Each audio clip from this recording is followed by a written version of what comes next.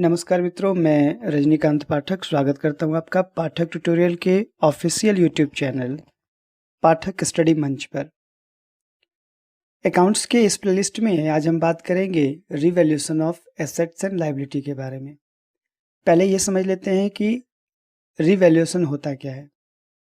हम पढ़ रहे हैं admission of a new partner, और जब भी कोई नया पार्टनर बिजनेस में आया करता है, पार्टनरशिप फर्म में जब उसकी एंट्री होती है तो दैट डे हम एसेट्स को रीवैल्यू करते हैं और लायबिलिटी का रीअसेसमेंट करते हैं। मतलब जिस टाइम में वो पार्टनर आने वाला है उस डेट को क्या पोजीशन होगी एसेट्स की। एसेट्स अपने जब वो पहली बार खरीदा गया होगा उस समय से लेकर के आज तक के डेट में एसेट्स में डेप्रिसिएशन वगैरह लगाए गए होंगे, या उसमें मेंटेनेंस या फिर उसको हो सकता है कि ओवरहॉलिंग करी गई होगी उसकी।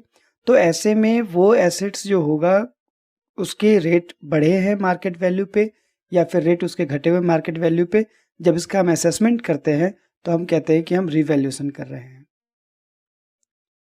और लायबिलिटी को रीअसेस किया जाता है, मतलब आज के डेट में, यानी कि जिस दिन नया पार्टनर एडमिट कर रहा है तो उस डेट को हमारे लायबिलिटी की क्या परफॉर्मेंस है, हमारे बिजनेस में लायबिलिटी कितना बढ़ा हुआ है, कितना घटा हुआ है, इसकी रिकॉर्ड जो हम रखते हैं उसे हम कहते हैं रिवैल्यूएशन ऑफ एसेट्स या liability, reassessment of liability. Recheck the value of both assets and liabilities so as to find any change in their value. It means कि हम लाइबिलिटी को या एसेट्स को, जो भी हमारे एसेट्स या फिर लाइबिलिटी होंगे, हम इनको रीचेक करते हैं। किस बात को? उनके वैल्यू को। उनके मार्केट में अभी के डेट में वैल्यू क्या है, कितने वो बिक सकती है, या फिर उसमें कोई भी अगर इंक्रीमेंट हुआ हो या फिर वो डेप्रिसिएट होकर के उसकी वैल्यू डिक्रीज की है तो हम उसका रीचेक किया करते हैं उसके वैल्यू को, और उसमें जो भी चेंजेज हुआ करते हैं उनको हम फाइंड आउट करेंगे। मान लिया जाए कि कोई फर्म, पार्टनरशिप फर्म, वो 1 अप्रैल से 31 मार्च तक के अपने फिनेंशियल ईयर को लेता है और कोई नया पार्टनर 1 जुलाई को आ रहा है। तो 1 जुलाई को अगर कोई नया पार्टनर आ रहा है तो अप्रैल और मई और जून, ये 3 महीने में उसके एसेट्स की वैल्यू या तो बढ़ी होगी या फिर उसकी एसेट्स की वैल्यू घटी होगी। तो हम उसको रीअसेस करते हैं या फिर रीचेक करते हैं उसके वैल्यू को कि आज के डेट में जिस दिन पार्टनर आ रहा है उस दिन हमारे एसेट्स की वैल्यू क्या होगी, कितना बढ़ा उसका वैल्यू या कितना घटा, या फिर लायबिलिटी को हमने कितना पे कर दिया या फिर कितना बढ़ रहा है लायबिलिटी। तो इस चीज़ को देखना हम कहते हैं उसे रिवैल्यूएशन अकाउंट। अब इसके देखेंगे कि हमें इसकी रिक्वायरमेंट क्यों पड़ेगी, रिवैल्यूएशन की रिक्वायरमेंट क्यों पड़ती है। कहा कि for change in PSR to share any increase और decrease in the value of partners in old ratio. For change in PSR हम पढ़ रहे हैं इसके यूजेस को और इसके रीजंस को कि आखिर क्यों होता है, हमें रिवैल्यूएशन करने की रिक्वायरमेंट क्यों पड़ती है।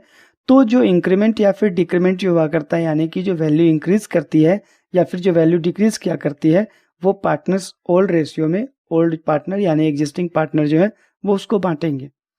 दैट टाइम में जब कभी भी चेंज इन पीएसआर हो, प्रॉफिट शेयरिंग रेशियो में जब चेंजिंग होती है, दैट टाइम में रिवैल्यूएशन करने की रिक्वायरमेंट हमें होती है। फिर जब पार्टनर एडमिट करता है, admission of a new partner, तो इस समय भी टू शेयर डिक्रीज और increase between the old partners in old ratio, यानी कि एसेट्स जो बढ़ेगा या फिर घटेगा, उसकी वैल्यू जो बढ़ेगी या घटेगी, उसको क्या करना है कि पार्टनर अपने ओल्ड रेशियो में बांट लिया करते हैं उसके इफेक्ट को। तो ये एडमिशन ऑफ अ पार्टनर या admission of a new partner के टाइम में भी हमें रिवैल्यूएशन अकाउंट को देखना पड़ता है। थर्ड केस है for retirement death of partner. Third case है for retirement and death of partner. अगर पार्टनर की मौत हो जाती है या फिर पार्टनर अवकाश ग्रहण करता है, मतलब वो रिटायर हो जाता है बिजनेस से, तो दैट टाइम में भी हमें ये देखना पड़ेगा कि रिटायर्ड पार्टनर या फिर जो बंदा अभी नहीं है, जिनकी डेथ हो गई है, उसका कोई भी जो रिप्रेजेंटेटिव आएगा उसको कितना पे करना है। तो वो प्रॉफिट को पे करने के लिए पहले हमें valuation of assets and liability करना पड़ता है, जिसे हम रीवैल्यूएशन कहते हैं, और इसके जो प्रॉफिट या लॉस जो होंगे वो पार्टनर्स को बांटे जाते हैं। तो जब कभी भी पार्टनरशिप फर्म में अगर रीवैल्यू किया जा रहा हो एसेट्स की या फिर रीअसेसमेंट की जा रही हो लायबिलिटी की, तो हमें एक अकाउंट प्रिपेयर करना पड़ेगा, और ये जो अकाउंट होगा उसे हम कहते हैं रीवैल्यूएशन अकाउंट, जो कि एसेट्स के वैल्यू को जो अभी रीवैल्यू किया गया है वो कितना बढ़ा या कितना घटा, या लाइबिलिटी कितना घटा या फिर लाइबिलिटी कितना बढ़ा, उसकी बात यहाँ पे हम करेंगे। तो रिवैल्यूएशन अकाउंट जो होगा, an account prepared to show net increase और net decrease in the value of assets and liabilities. एक ऐसा अकाउंट जो कि एसेट्स के नेट इंक्रीज को या फिर उसके नेट डिक्रीज को, या लाइबिलिटी के नेट इंक्रीज को या फिर लाइबिलिटी के नेट डिक्रीज को जो शो करता है, हम उसे रिवैल्यूएशन अकाउंट कहते हैं। It is also known as the profit and loss adjustment account. Chapter 1 में हमने पढ़ा था पार्टनरशिप के कि वहां पे profit and loss appropriation account बनता है। एप्रोप्रिएशन का मतलब है कि पार्टनर्स को क्या देने हैं या फिर पार्टनर से क्या लेना है। लेकिन यहाँ जो रिवैल्यूएशन अकाउंट है उसे हम नाम देंगे profit and loss adjustment account. ये एप्रोप्रिएशन नहीं है बल्कि हम एडजस्टमेंट करेंगे। मेरे यहाँ जो प्रॉफिट जो होगा, जैसे क्या होता है, हमने 11th में पढ़ा हुआ है कि हम जर्नल, लेजर, ट्रायल बैलेंस और फाइनल अकाउंट प्रिपेयर करते हैं। फाइनल अकाउंट में आपका ट्रेडिंग पढ़ना होता है और प्रॉफिट एंड लॉस अकाउंट पढ़ना होता है। तो प्रॉफिट एंड लॉस अकाउंट में वहां से नेट प्रॉफिट या फिर नेट लॉस जब हमें मिलता है तो उस नेट लॉस को या फिर उस नेट प्रॉफिट में हम लोग ये चेक करते हैं कि मेरे बिजनेस में एसेट्स की आज की डेट की वैल्यू क्या, कितना बढ़ा है वो या फिर कितना घटा है। और इसका कैलकुलेशन जब करते हैं तो हम कहते हैं कि हम उसमें प्रॉफिट को एडजस्ट कर रहे हैं या फिर हम उसमें लॉस को एडजस्ट कर रहे हैं। यहाँ लॉस या प्रॉफिट का एडजस्टमेंट चलता है, इस कारण से रिवैल्यूएशन अकाउंट को हम लोग profit and loss adjustment account भी कहते हैं। फिर कहा कि it is a nominal account which records losses in debit and gains in credit side. मतलब क्या है कि ये एक नॉमिनल अकाउंट होगा। प्रॉफिट एंड लॉस अकाउंट को नॉमिनल अकाउंट कहते हैं क्योंकि डेबिट साइड में जो भी हमारे लॉसेज होंगे, एक्सपेंसेस होंगे, उनको हम डील करेंगे और क्रेडिट साइड में जो भी गेन्स या फिर इनकम होगा हम उसे वहां पे दिखाएंगे। प्रॉफिट या जो भी गेन होगा हम उसे क्रेडिट साइड में शो करेंगे। आइए समझते हैं अब जर्नल एंट्री के बारे में कि रिवैल्यूएशन अकाउंट में जर्नल एंट्री कैसे करेंगे। यानी रिवैल्यूएशन अकाउंट जब हम प्रिपेयर करेंगे तो उस अकाउंट के बिहाफ पे या फिर उस अकाउंट के लिए हम जर्नल एंट्री में क्या क्या लेंगे या फिर जर्नल एंट्री कैसे करेंगे उसकी हम। जहाँ तक मैं बात करूँ, मैंने बताया पहले कि यहाँ पे रिवैल्यूएशन अकाउंट में एसेट्स को रिवैल्यू करते हैं और लाइबिलिटी का रीअसेसमेंट किया जाता है। एसेट्स क्या होते हैं पहले वो समझेंगे। हमने लिखा है कि एसेट्स सोर्सेस ऑफ इनकम है। सोर्सेस ऑफ इनकम का मतलब होता है क्या कि इससे इनकम जनरेट होता है। अगर देखा जाए किसी भी दुकान में अगर कोई करंट एसेट्स दिया गया है, जैसे कोई ग्रोसरी शॉप हो, ग्रोसरी शॉप में चावल, दाल या एफएमसीजी के जितने भी आइटम होंगे वो सारे जो होते हैं वो करंट एसेट्स होते हैं। तो जब उनको बेचा जाएगा, करंट एसेट्स कम होगा तो क्या होगा कि उसकी अर्निंग बढ़ेगी यानी उसे इनकम मिलेगा। तो एसेट्स को हमने लिखा हुआ है सोर्स ऑफ इनकम। और अगर मॉडर्न अप्रोच रूल देखा जाए तो एसेट्स का नेचर डेबिट होता है, वो जब बढ़ेगा तो डेबिट और घटेगा तो क्रेडिट होगा। अब इसका इम्पैक्ट रिवैल्यूएशन अकाउंट में कैसे पड़ेगा या एसेट्स के रिवैल्यूएशन के टाइम में इसका इम्पैक्ट कैसे पड़ेगा सो देखते हैं। अगर किसी भी एसेट्स की वैल्यू में इंक्रीमेंट हुआ हो यानी कि वैल्यू इंक्रीज हुआ हो तो हम करेंगे एसेट्स को डेबिट रिवैल्यूएशन अकाउंट में। अभी जस्ट हमने लिखा कि अगर एसेट्स बढ़ेगा तो डेबिट करेंगे और एसेट्स घटेगा तो उसे क्रेडिट कर लेंगे। तो एसेट्स बढ़ा है, आप देख रहे हैं उसे डेबिट किया गया है, हमने लिखा है assets account debit to revaluation account. मतलब कि एसेट्स अगर बढ़ेगा, अगर एसेट्स बढ़ेगा तो उसे जर्नल में रिवैल्यूएशन अकाउंट में डेबिट कर देंगे हम लोग। अच्छा, दूसरी बात यह है कि जब एसेट्स घटता है तो उसे हम लोग क्रेडिट करते हैं, तब यहाँ पे रिवैल्यूएशन अकाउंट को डेबिट में कर लेंगे और एसेट्स क्रेडिट हो जाएगा। फिर से एक बार देखते हैं। एसेट्स का नेचर होता है डेबिट, जब बढ़ेगा तो डेबिट और घटेगा तो क्रेडिट हो जाएगा। यहाँ पे आप देख रहे हैं जब हमने दिखाया, ये जो अपर एरो दिया हुआ है, ये साइन जो है एरो का, वो दिखा रहा है इंक्रीमेंट को, ये इंक्रीज हो रहा है ये बता रहा है। तो एसेट्स जब इंक्रीज हो रहा है हमने उसे डेबिट किया हुआ है, रिवैल्यूएशन अकाउंट को क्रेडिट कर दिया। और जब एसेट्स घटेगा तो हम उसे क्रेडिट कर लेंगे, रिवैल्यूएशन अकाउंट को हम यहाँ पे डेबिट करेंगे। एंट्री होगी हमारी इंक्रीज के टाइम में assets account debit to revaluation account और डिक्रीज के टाइम में होगा revaluation account debit to assets account. फिर अगर लाइबिलिटी को देखें तो कहा कि पेमेंट ऑफ एनीथिंग, यानी लाइबिलिटी जो होता है वो किसी भी चीज का पेमेंट होगा और इसका नेचर क्रेडिट होता है। जब ये बढ़ेगा क्रेडिट और घटेगा तो डेबिट। तो जब लाइबिलिटी मेरा बढ़ रहा है, आप देख सकते हैं लायबिलिटी जब बढ़ रहा है तो हमने लायबिलिटी को क्रेडिट कर दिया, मतलब revaluation account debit to liability account.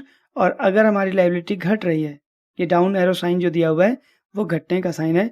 अगर हमारी लायबिलिटी घट रही है तो हमने लिखा है ऊपर में कि उसे डेबिट करेंगे, सो हमने यहाँ पे इसे डेबिट किया है।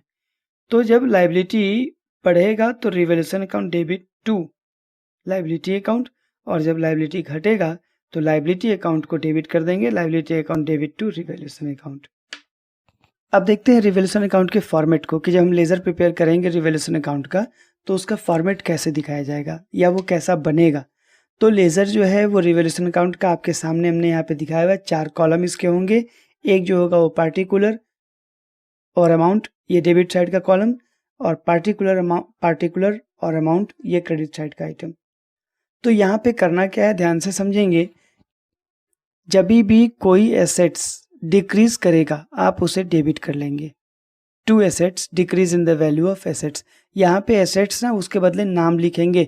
जैसे स्टॉक अगर आपका डिक्रीज करेगा तो टू स्टॉक, अगर आपका वो कोई भी प्लांट मशीनरी भी अगर डिक्रीज कर रहा हो तो आप यहाँ लिखेंगे टू प्लांट एंड मशीनरी। तो कोई भी एसेट्स अगर डिक्रीज कर रहा हो तो डेबिट साइड में लिख दीजिए। लायबिलिटी अगर इंक्रीज कर रही हो तो वो क्रेडिट साइड में। ध्यान से देखेंगे कि एसेट्स डिक्रीज हुआ तो हमने उसे डेबिट किया, लायबिलिटी इंक्रीज हुआ तो हमने इसे यहाँ पे डेबिट किया। और तीसरे में लिखा है to liabilities unrecorded liability. Unrecorded liability वो होता है जिसे हम रिकॉर्ड नहीं कर पाए हैं किसी भी कारण से, वो बिजनेस में है बट हमने अभी तक रिकॉर्ड नहीं किया, तो वैसे भी लायबिलिटी वो बढ़ेगी, इस कारण से अनरिकॉर्डेड लायबिलिटी को भी हम डेबिट कर लेंगे। अब क्रेडिट के साइड में देखते हैं, अगर एसेट्स इंक्रीज करेगा, by assets increase in the value of assets, और लायबिलिटी डिक्रीज कर रहा हो तो by liabilities decrease in the value of liabilities. और कोई भी एसेट जो कि अनरिकॉर्डेड हो, यानी हमने उसका अभी तक बिजनेस के अकाउंट में कहीं भी रिकॉर्ड अगर नहीं किया है और रिवैल्यूएशन अकाउंट बनाने के टाइम में दिख जाता है कि मेरे पास वो है, तो कोई भी ऐसा अनरिकॉर्डेड एसेट्स जो होगा वो आप क्रेडिट कर लेंगे। फिर से एसेट्स जब डिक्रीज करेगा और लायबिलिटी इंक्रीज करेगा तो डेबिट, लायबिलिटी अनरिकॉर्डेड है तो भी डेबिट।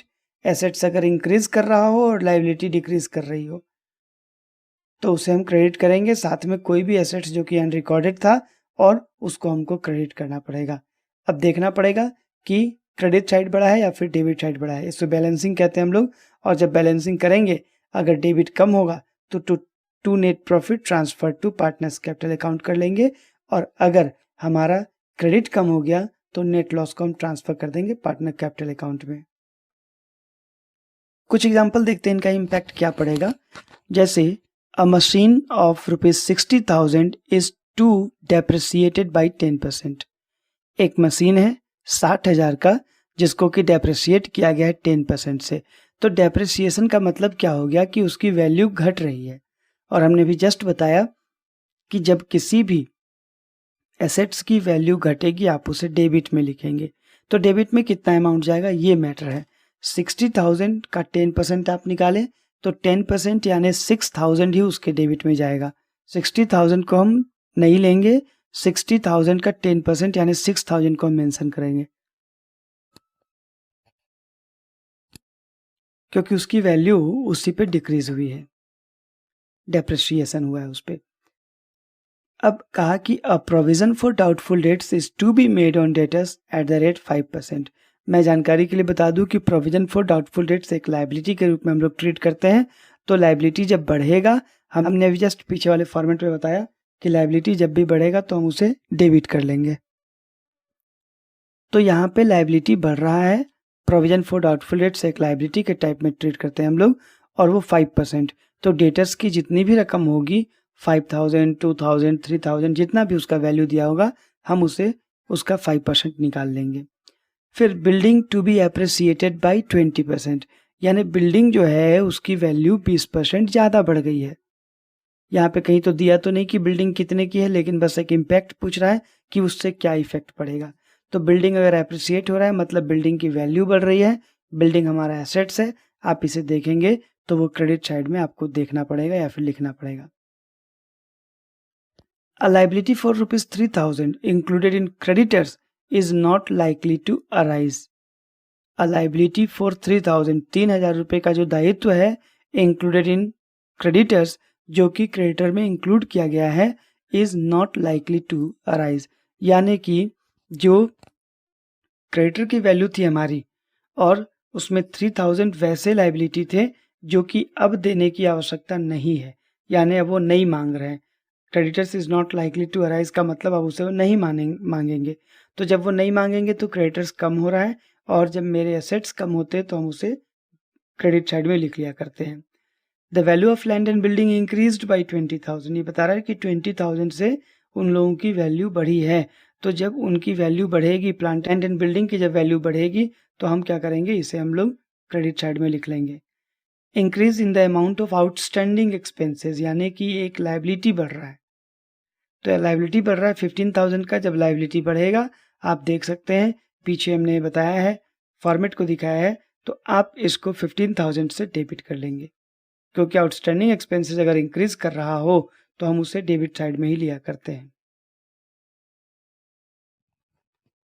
तो ये छोटा सा एग्जाम्पल जिसमें इन्होंने बताने की कोशिश की कि हम कैसे काम करेंगे, हमें क्या करना होगा, तब जबकि रिवैल्यूएशन का पोर्शन आ जाए। रिवैल्यूएशन अकाउंट को हम समझते हैं एक क्वेश्चन के थ्रू। अब यहाँ पे हम एक क्वेश्चन को डील करेंगे जिसमें कि admission of a new partner के टाइम में कैसे होता है सारा काम, कैसे हम रिवैल्यूएशन को हम दिखाएंगे, कैसे और भी कैलकुलेशंस दिखेंगे, हम इसके बारे में डील करेंगे। The following is the balance sheet of the firm of X and Y on 31st of March 2019. They share profit and losses in 3:2। बात क्या है कि नीचे जो बैलेंस शीट आपको दिया हुआ है X और Y का है, जो कि 31 मार्च 2019 का डेटा रिप्रेजेंट कर रहा है, और वे प्रॉफिट और लॉस को बांटते हैं 3:2 में। अब देखते हैं लाइबिलिटी कैपिटल क्या है। तो लाइबिलिटी इनके पास 31,000 की बताई जा रही है, X का कैपिटल 17,500 और Y का भी कैपिटल 17,500।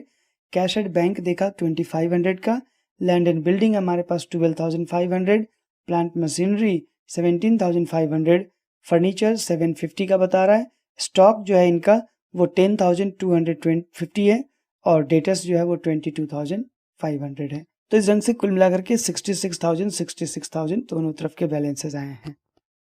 क्वेश्चन के आगे की रिक्वायरमेंट है, they take Z in partnership on 1 April 2019 on following term.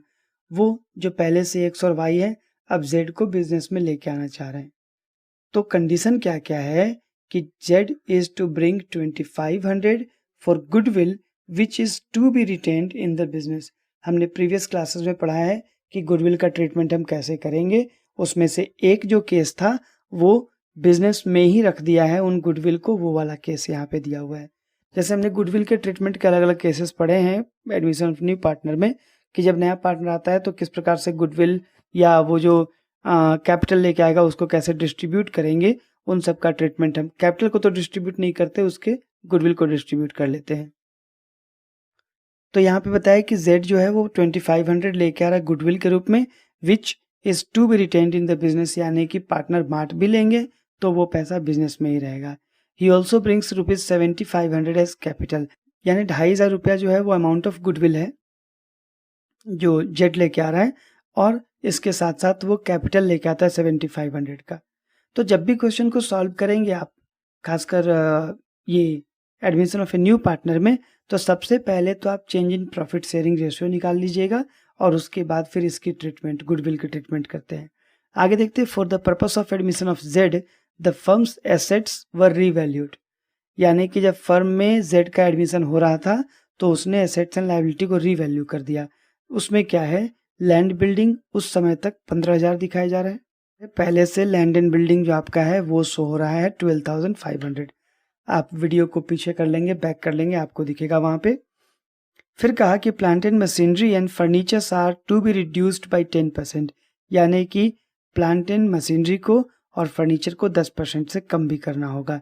आपको एक कंडीशन दिया गया है कि प्रोविजन फॉर डाउटफुल डेट्स जो है वो उसके ऊपर आप 5% देंगे। Provision for discount on debtors हम कह सकते हैं, या फिर प्रोविजन फॉर डेटर्स इसे हम कह सकते हैं। प्रोविजन फॉर डाउटफुल डेट्स, तो वो बनाने के लिए वो 5% आपको दिखाना पड़ेगा। The stock is taken at 12,500, यानी कि उसका स्टॉक जो है वो दिखा रहा है 12,500 का, ये क्लोजिंग स्टॉक हो सकता है। तो अब आपको करना क्या है, अब आपको प्रिपेयर करना है रिवोल्यूशन अकाउंट और पार्टनर्स कैपिटल अकाउंट। आइए देखते हैं कैसे क्वेश्चन को सॉल्व किया जाएगा। सबसे पहले एक्स और वाई पार्टनर थे, हमें इस टाइप से बनाना पड़ेगा कि X and Y are partners 3 और 2 में, मतलब ये इनका रेशियो दिया हुआ है। रेशियो को क्या करते हैं, इनको ऐड करते हैं, 3 और 2 को 5 आता है, तो 3/5 मिल रहा है एक्स को और 2/5 मिल रहा है वाई को। अब यहाँ पे कंडीशन है कि z आ रहा है 7500 के लिए और 2500 के लिए। 7500 वो कैपिटल का अमाउंट है और 2500 प्रीमियम ऑफ गुडविल है जो पार्टनर्स में बढ़ जाया करता है। अब सबको अलग अलग करके देखते हैं। प्लांट एंड मशीनरी के बारे में कहा था कि वो 10% उसका डेप्रिसिएशन लगेगा, तो 17,500 का 10% हम लेंगे 1750। फर्नीचर का लिखा था, उसका भी 750 का 10% यानी 75। और प्रोविजन देख लेते हैं कि हमें प्रोविजन कितना बनाना है, तो जो डेटर्स होगा उसके 5% को हम निकाल लेंगे। तो रिवोल्यूशन अकाउंट के बारे में मैंने आपको बताया अभी जस्ट फॉर्मेट में कि रिवोल्यूशन अकाउंट में डेबिट साइड में एसेट्स डिक्रीज करेगा तो लिखते हैं, लाइबिलिटी इंक्रीज करेगी तो लिखते हैं, और कहीं से अनरिकॉर्डेड लाइबिलिटी आपको दिया तो लिखते हैं। क्रेडिट साइड में वहीं पर अगर मेरा एसेट्स इंक्रीज कर रहा हो, लाइबिलिटी डिक्रीज कर रहा हो या कोई एसेट्स अनरिकॉर्डेड हो तो हम लोग उसको लिखते हैं। तो यहाँ पे क्वेश्चन में था कि प्लांट एंड मशीनरी 10% रिड्यूस हो रहा है, कम हो रहा है, तो हमने अभी जस्ट निकाला प्लांट एंड मशीनरी का 1750 आता है, हम उसे डेबिट में दिखा देंगे। फर्नीचर को हम डेप्रिसिएट करेंगे, अभी कैलकुलेशन हमने ऊपर में किया हुआ था, फर्नीचर का 750 का 10% 75।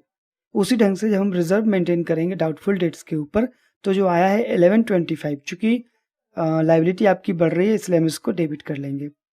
लैंड बिल्डिंग की वैल्यू यहाँ पे बढ़ रही है इसलिए हम इसे क्रेडिट में लिखेंगे 2500 का, वो हम निकाल लेंगे, चेक कर लेंगे कि कितना उसको बोला था। इसके लिए वीडियो को तो आप बैक में ले लेंगे या फिर आप क्वेश्चन को उतार लेंगे। और फिर स्टॉक, उसकी भी वैल्यू बढ़ी थी तो उसको क्रेडिट में कर दिया। अब दोनों का हम बैलेंसिंग करेंगे कि किसका बैलेंस ज़्यादा है। हम देख रहे हैं कि इसमें क्रेडिट का बैलेंस ज़्यादा है 4750।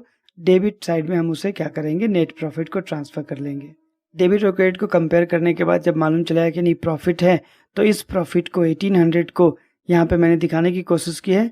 1800 को जब x को देंगे तो इसका रेशियो जो था वो 3 और 2 का है, तो 1800 का 3/5 वही आपको यहाँ पे दिखाया जाएगा कि 3/5 1080, और y का जो है वो रेशियो 2/5 के रूप में दिखाया जाएगा 720।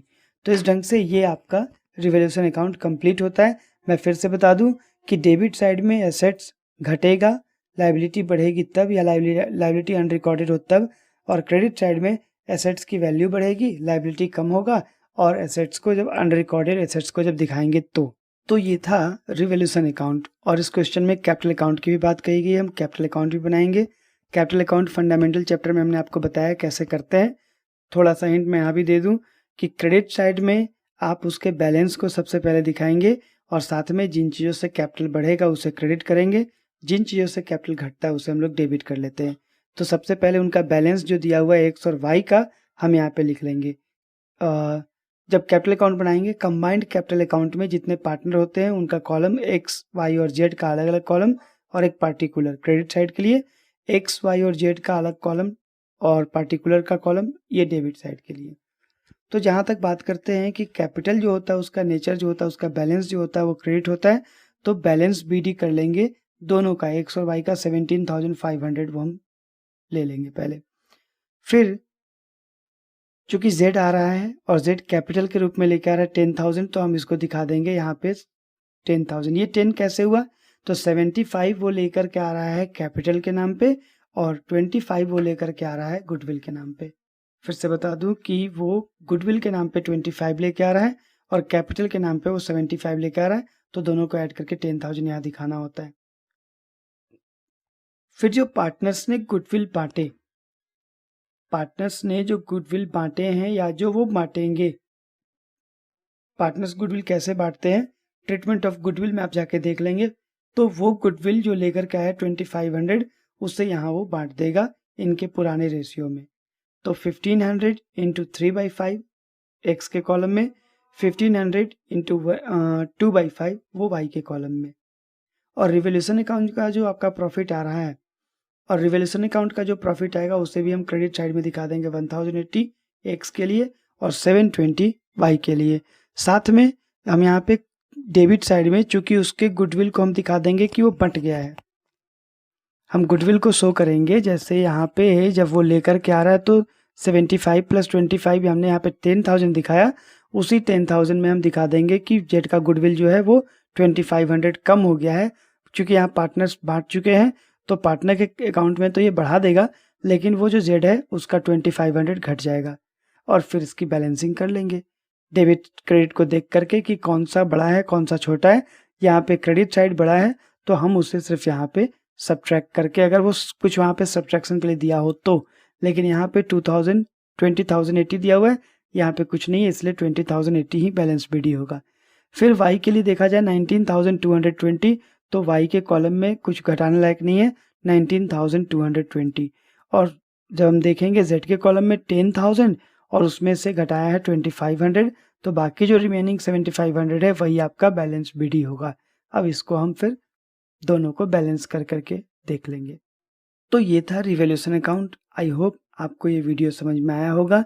अगर आपको कोई भी कठिनाई हो रही है, कोई भी परेशानी हो रही है, तो आप यूट्यूब के कमेंट सेक्शन में जाकर के कमेंट कर सकते हैं। जिन्हें भी कोई डाउट हो, जिनके कोई भी, वो कमेंट सेक्शन में लिख सकते हैं। तो आज के लिए इतना ही, मिलते हैं अगले एपिसोड में। तब तक के लिए नमस्कार, धन्यवाद।